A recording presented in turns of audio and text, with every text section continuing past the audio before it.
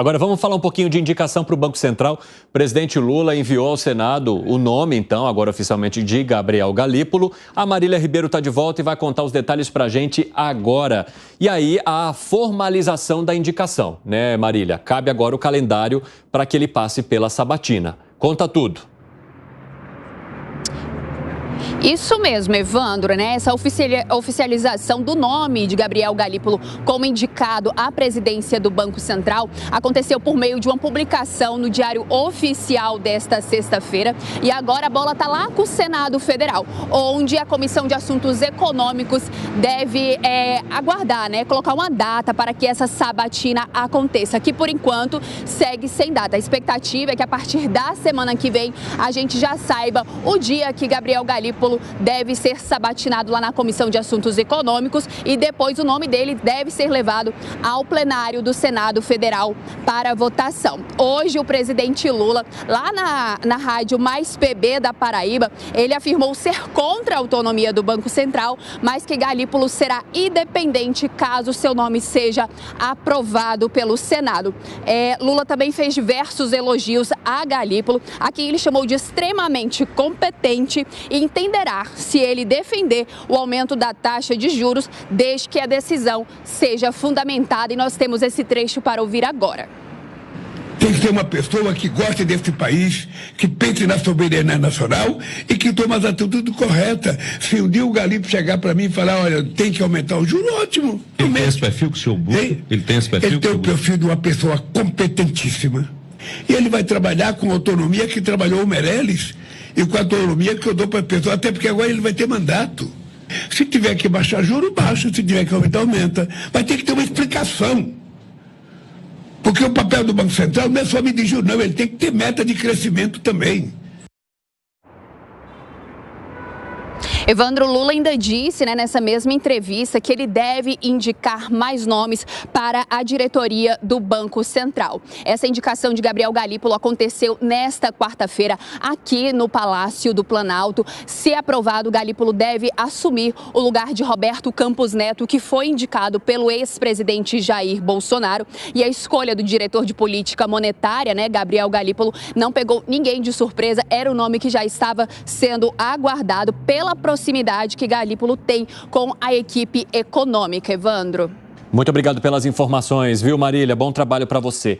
Com o nome devidamente encaminhado, então, agora, Alan Gani está cumprindo a sua promessa aqui no nosso estúdio. Busquei a pizza para ele ali, que estava ao lado, para entregar a Fábio Piperno a pizza prometida, porque Alan Gani apostou no nome. Qual o nome, Gani? André Lara Rezende. André Lara Rezende, muito conhecido também. E Fábio Piperno disse, acho que será Gabriel Galípolo. E ele ganhou. Do que é, Piperno? Abre aí pra gente ver. Olha só, olha. Aquela pizza quadrada. Marguerita, essa. Qual que é essa aí? Mussarela, sei lá. Só pediu uma marguerita e uma 4 queijos. Aí pra galera da produção. Então vai ficar pros nossos amigos aqui dos bastidores, né? Porque o programa ainda segue por mais 1h25 minutos. Nós não poderemos parar para comer pizza. Então, senhor Piperno, por favor, a gente vai ceder aos nossos amigos ali para eles fazerem um lanche da tarde, porque essa equipe do Bastidor do 3 em 1 merece e muito. E olha, quero saber de você, Gustavo Segré, como você avalia o cumprimento da promessa do nosso querido Gani, Mukigani, que resolveu abrir as mãos, né, do nosso Mukigani, e também esse envio oficial agora? Primeiro, a pizza pensei que seria de pepperoni. Pepperoni. Boa. Você estava preparando essa dias. Tava assim. A gente vai preparando algumas piadas aí meias prontas para soltar. Mas em relação a Galípolo, me chama muito a atenção que a fala do presidente seja que Galípolo terá autonomia no Banco Central como Meirelles. A autonomia do Banco Central não é determinada pelo presidente da República, é determinada por lei. Mesmo que para o presidente seja complexo entender que o Banco Central não é dele. O Banco Central é uma autonomia, um ente autárquico do governo, mas não responde ao presidente. E ainda bem que não responde. O curioso é, se o Galípolo tiver que aumentar juros, então tudo bem, mas tem que ser uma determinação técnica. Da mesma forma que foi a determinação técnica E não estou falando do Campos Neto, é do Comitê de Política Monetária. O presidente confunde um pouco as coisas. Não é o presidente do Banco Central que determina que vai subir ou vai descer os juros. É um colegiado. São 8 pessoas, mais o presidente do Banco Central. Estamos falando de 9 pessoas. Eu estou ansioso para ver quais serão as determinações do Comitê de Política Monetária, primeiro, a partir de setembro, ainda com a presidência do Campos Neto, em que novamente o técnico deverá resolver se vai manter os juros, se vai aumentar os juros. Nunca, não me parece que seja o momento para diminuir os juros, menos ainda com o resultado fiscal do mês de julho.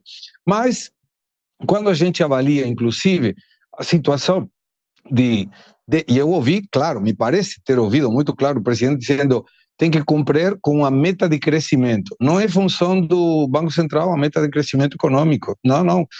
O Banco Central tem como principal objetivo manter o valor intrínseco da moeda. E o valor intrínseco da moeda pressupõe um controle de inflação, não de crescimento. O presidente novamente interpretou erradamente a legislação. Ô Piperno, você acha que Gabriel Galípolo entra, de certa forma, pressionado exatamente porque o presidente da República fez muitas críticas a Roberto Campos Neto e tem tratado essa mudança, essa transição como a solução para os problemas dele? Será? É claro que a pressão existe sim, porque como eu disse aqui ontem, se a nova direção tomar a decisão técnica de cortar juros, até porque ela tem o direito de pensar diferente. Não existe só um jeito de pensar a economia, né? Aliás, há muitos países do mundo, eu diria que praticamente todos, pensam diferente do Brasil. Mas enfim, vamos lá. Se, ele, né, se a próxima direção pensar diferente e optar por um corte, agora nós vamos cortar e a taxa de juros do Brasil vai ser só, entre aspas, o dobro da inflação, ele vai receber críticas. E aí alguém vai dizer, e a crítica vai ser política, vai dizer, tá vendo só? É a turma do Lula cortando demais a taxa de juros, como se fosse pouco. Se ele não mexer na taxa de juros, enfim, a direção dele, né, comandada por ele, a crítica vai ser no sentido oposto. Tá vendo só? Eles fazem a mesma coisa e agora não tem crítica do presidente. E o ano que vem, certamente vai ser um ano até mais difícil para o Banco Central lidar com esse tipo de coisa. Por quê? Porque, veja, a economia do Brasil, nesse momento, ela cresce. E ela cresce em 2024, mesmo tendo um resultado aquém de 2023, no primeiro trimestre, do agro. O agro foi muito prejudicado por questões climáticas. Houve quebra de safra. Você, Evandro, conhece muito bem o tema, você sabe disso. Agora, vamos imaginar que, de novo, o campo contribua mais, como foi em 2023. Sim. Veja, já há outros setores em expansão. Por exemplo, nos últimos meses, a indústria voltou a apresentar resultados bastante favoráveis. Ela está impulsionada aí por, né, uma nova política industrial, enfim, que a gente pode criticar ou não, mas é um fato que está surtindo algum efeito. O setor, por exemplo, da construção civil, então são setores importantes. Então, se juntar tudo isso aí, dá um impulso considerável ao crescimento. Aí vem a história de que esse crescimento está acima do potencial da economia brasileira, ou o mercado de trabalho está muito aquecido, ou o PIB está avançando demais, vamos ter que mexer nessa taxa de juros.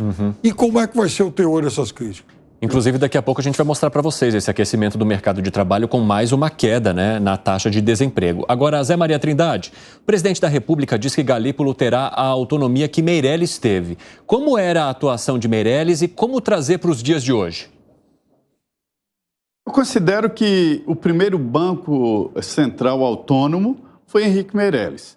Lula chegou na presidência da República, tinha desconfiança do mercado e ele tomou uma decisão muito importante e inteligente.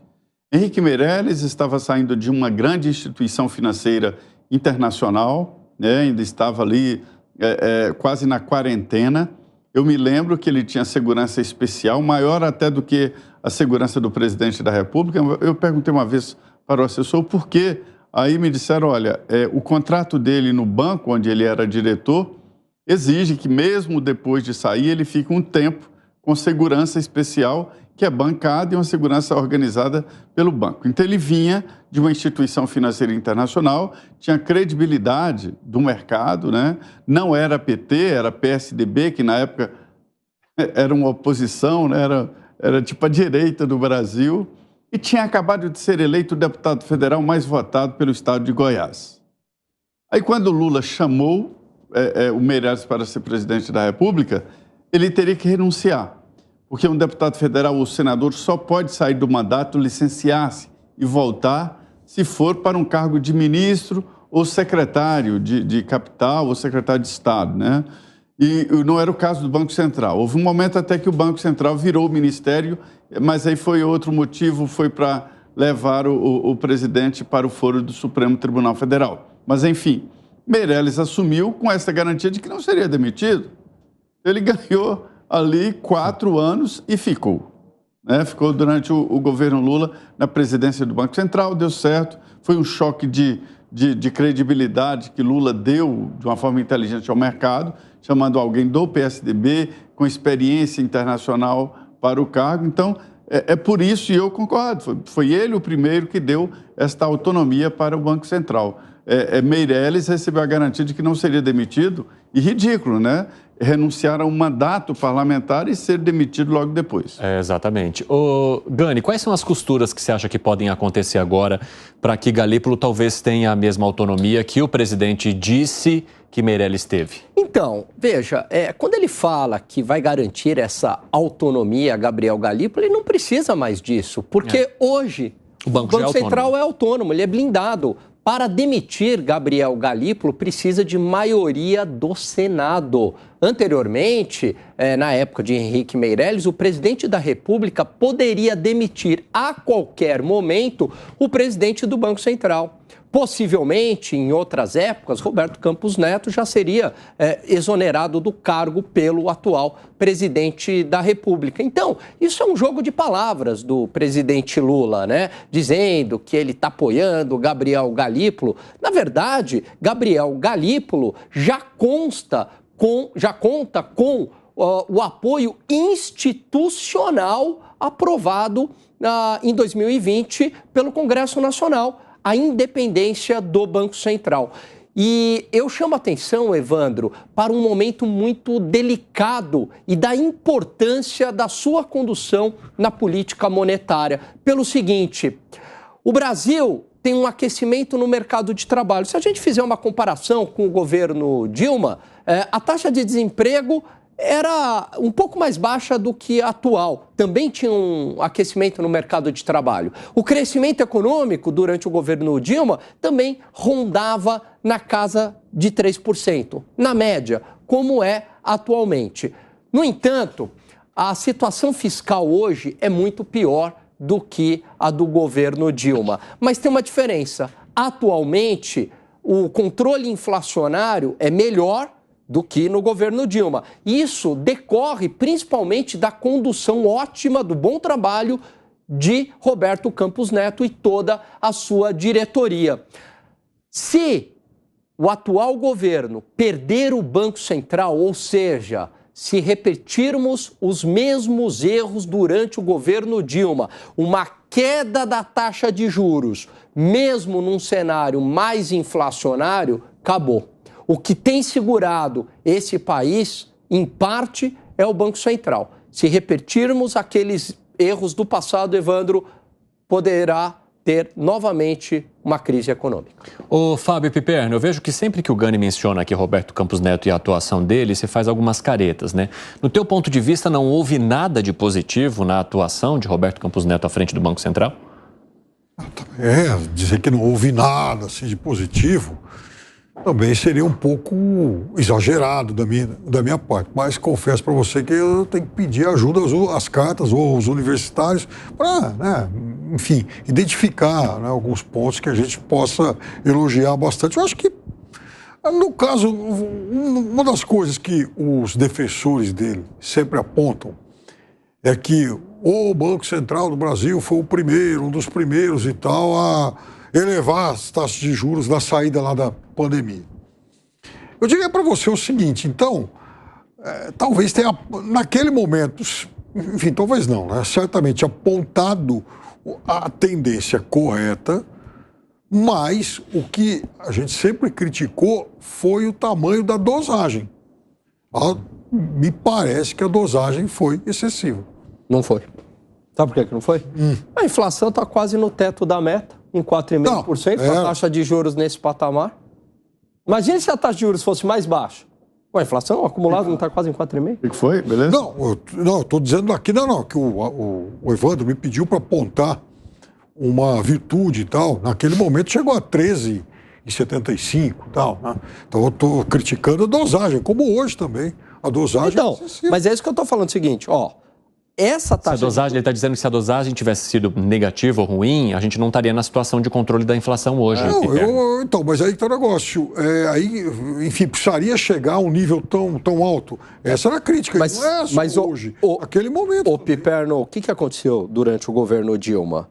Tinha esse discurso, a taxa de juros é muito alta no Brasil, testaram pela primeira vez uma redução abaixo dos 2 dígitos. Chegou lá a 7,25, certo? O que aconteceu? Veio a inflação e teve que subir os juros novamente. Ninguém está dizendo que tem que chegar a 7,25. O que se critica é que também não precisa ser 10,5 e se cogitar alta.